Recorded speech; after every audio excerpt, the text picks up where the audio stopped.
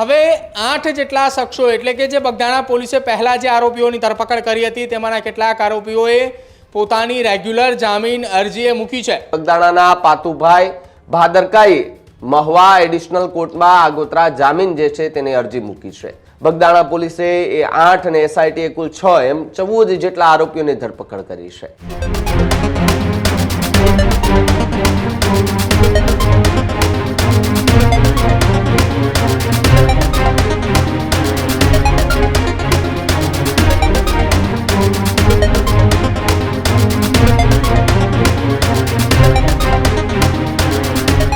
તરફ સમાચારોમાં આગળ વાત બગદાણાની કરીએ। બગદાણાની બબાલ વચ્ચે સૌથી મોટા સમાચાર સામે આવી રહ્યા છે કે જ્યાં નવનીત બાલદિયા કેસમાં મહુવા કોર્ટમાં આજે જામીન અરજીને લઈને સુનાવણી થવા જઈ રહી છે। 8 આરોપીઓએ મૂકેલી રેગ્યુલર જામીન અરજી પર આજે સુનાવણી થવાની છે।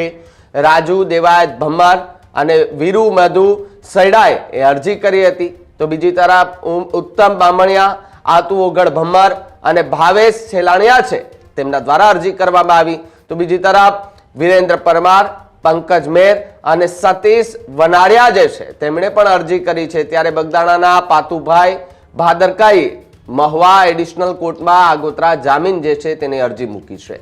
મહુવા કોર્ટે 8 આરોપીને જામીન મંજૂર કરે તેવી વાત કે પછી નહીં તો તેના પર સૌ કોઈની નજર છે।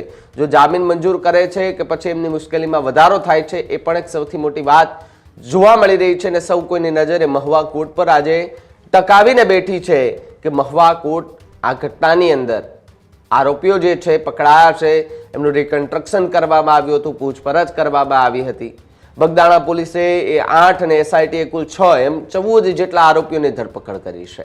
હાલમાં નવનીત બાલદિયાને મારવાના કેસમાં તમામ આરોપીઓ જે છે તે જેલની અંદર જોવા મળી રહ્યા છે, પરંતુ હવે કોર્ટની અંદર જે નિર્ણય લેવામાં આવશે, કોર્ટની અંદર ફેસલો કયા પ્રકારનો લેવામાં આવે છે, કારણ કે છેલ્લા કેટલાય દિવસોથી આપણે જોઈએ છે કે બગદાણાની બબાલ વચ્ચે જે આરોપીઓ પકડાઈ રહ્યા છે એમાં આરોપ પ્રતિ આરોપો જોવા મળી રહ્યા હતા।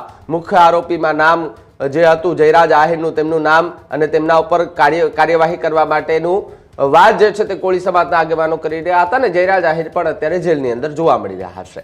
પરંતુ જે 8 જેટલા આરોપી કે જેમણે રેગ્યુલર જામીન અરજી મૂકી છે એના પર આજે સુનાવણી થવાની છે, એના વિશે આજે વાત કરી છે। પ્રદીપ જોડાયા છે મારી સાથે। પ્રદીપ, જે રીતે બગદાણાની બબાલ અને બગદાણાની બબાલ વચ્ચે 8 જેટલા આરોપીએ રેગ્યુલર જામીનની અરજી મૂકી છે અને આજે એમની સુનાવણી હાથ ધરવાની છે, કયા લોકો છે કે જેમની આજે એ અરજીને લઈને સુનાવણી થશે ને એ સુનાવણીમાં રાહત થશે કે પછી મુશ્કેલીમાં વધારો? બિલકુલ ભાવિક, ગુજરાતની અંદર છેલ્લા 1 મહિનાથી એટલે કે 29 ડિસેમ્બરના રોજ બગદાણાની અંદર એક ઘટના બની હતી કે જ્યાં નવનીત બાલદિયા નામના એક શખ્સને મારવાની ઘટના હતી અને ત્યારથી સતત આરોપ લાગી રહ્યા હતા કે આ કેસની અંદર જયરાજ આહિરની ધરપકડ કરવામાં આવે। જો કે કેસની અંદર જયરાજ આહિરની ધરપકડ પણ થઈ, એસઆઈટીની રચના થઈ। આ કેસમાં બગદાણા પોલીસે 8 આરોપી અને એસઆઈટીની ટીમે 6 આરોપી એટલે કુલ મળીને 14 જેટલા આરોપીઓની ધરપકડ કરી લેવામાં આવી છે। હવે 8 જેટલા શખ્સો એટલે કે જે બગદાણા પોલીસે પહેલા જે આરોપીઓની ધરપકડ કરી હતી તેમાંના કેટલાક આરોપીઓએ પોતાની રેગ્યુલર જામીન અરજીએ મૂકી છે। રેગ્યુલર જામીન અરજી એ કોર્ટની અંદર મૂકતાની સાથે જ આજે તે સંદર્ભે સુનાવણી હાથ ધરવામાં આવનાર છે। તો જે રીતે આપણે સૌ જોઈએ છે કે બગદાણાની બબાલ અને બગદાણાની બબાલની વચ્ચે સૌ કોઈની નજર એ હતી કે ભાઈ જયરાજ આહિરનું નામ ક્યારે આવે છે, કારણ કે કોળી સમાજના આગેવાનો એ સતત ને સતત કહી રહ્યા હતા કે ભાઈ આમાં સૌથી મોટો જો હાથ હોય તો એ જયરાજ આહિરનો છે। જયરાજ આહિર કે જેમના પર એ આરોપ હતો અને એ આરોપ સાબિત થાય તો જયરાજ આહિરની મુશ્કેલીમાં વધારો થાય એમ હતો। જો કે પહેલા પણ એસઆઈટીએ એમની પૂછપરછ કરી, ત્યારબાદ છોડી દીધા, બીજી વાર પૂછપરછ કરી, બીજી વાર ત્યારે પૂછપરછ કરી જ્યારે પુરાવા એસઆઈટીને આપ્યા।